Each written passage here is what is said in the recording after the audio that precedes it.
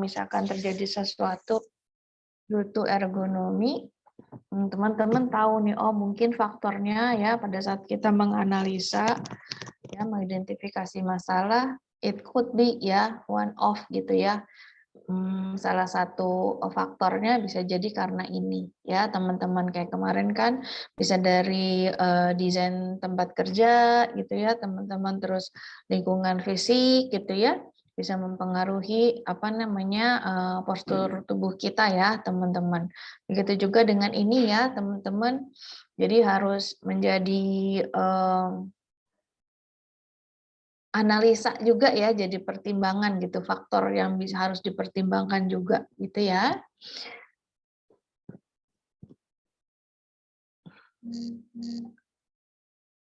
Dari sisi fisiologi tubuh saat bekerja dan istirahat ya teman-teman, namanya kita melakukan aktivitas ya, baik dalam pada saat kita bekerja atau di luar tempat kerja misalkan seperti itu, perlu adanya keseimbangan ya teman-teman antara aktivitas kita bekerja dengan waktu istirahat ya teman-teman. Jadi kayak teman-teman besok itu kan akan bekerja minimal ya.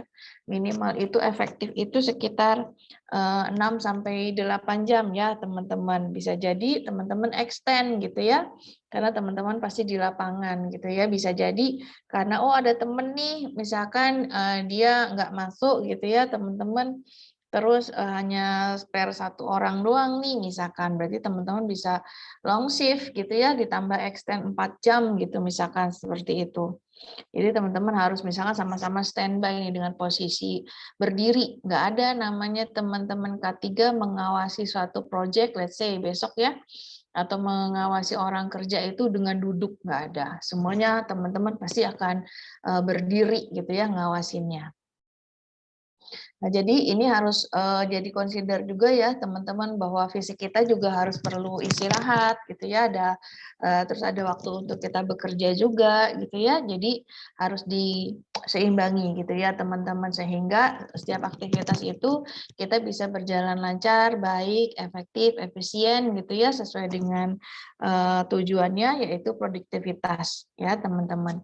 Jadi ini nggak berlaku hanya untuk pekerja ya, ergonomi ini ya teman-teman, tapi juga buat teman-teman yang di lapangan nantinya juga ini akan berpengaruh ya di tempat kerja kita ya, ergonomi juga. Nah, seperti yang dijelaskan ya, banyak pakar atau ahli yang menyebutkan bahwa jam kerja berlebihan, jam kerja lembur di luar batas kemampuan itu bisa mempercepat munculnya kelelahan fatigue ya teman-teman. Lalu menurunkan ketepatan dalam arti akurasi ya, akurasi.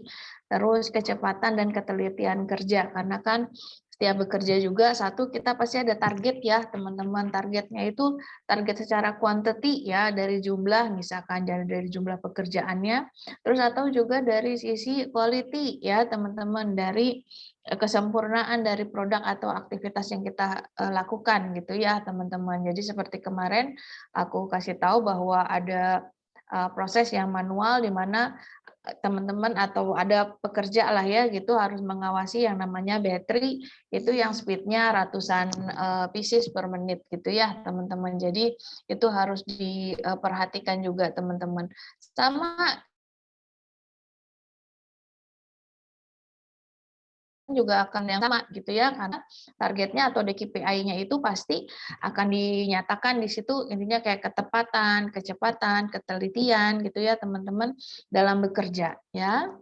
Oleh sebab itu, setiap fungsi tubuh memerlukan keseimbangan ya, yang ritmis, misalnya ritmenya gitu ya, antara asupan energi dan pengganti energi ya, maksudnya adalah pada saat kita kerja, istirahat gitu ya, waktu healingnya itu, nah itu ada energi ya, supaya energinya bisa dikumpulin lagi tuh dengan kita beristirahat gitu ya teman-teman.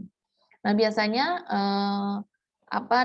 pada saat kita beristirahat ya, itu perlu adanya asupan juga ya, teman-teman. Misalkan kalau dulu aku di Energizer itu 2 kali istirahat, teman-teman. Masuk kita jam setengah 8, lalu jam 10 kita off sekitar 15 menit ya, boleh istirahat. Terus nanti habis itu jam 1 ya, jam 1 itu kita istirahat isoman ya gitu. Jadi 2 kali sehingganya kita bisa istirahatnya juga 2 kali ya teman-teman, maksudnya lebih panjang lagi gitu ya. Jadi setiap istirahat pasti kita diberikan tuh bisa di kantin ya, yang 15 menit itu jam 10 sampai 10 seperempat itu teman-teman pekerja atau bahkan kita gitu ya, itu dikasih snack gitu ya, snack, susu, teh gitu ya di kantin gitu ya teman-teman. Terus nanti jam itu, nah teman-teman bisa makan yang main course ya, misalnya lebih besar gitu ya. Nah, itu teman-teman bisa pilih ya, lauknya gitu ya. Jadi makan besar lah makan siang. Untuk aktivitas kerja, ini merupakan pengerahan tenaga dan pemanfaatan organ-organ tubuh ya melalui koordinasi dan perintah oleh syaraf pusat ya. Karena kan semua kita ini digerakkan oleh adanya syaraf ya, teman-teman, syaraf-syaraf, peredaran darah semua gitu ya. Sehingganya bisa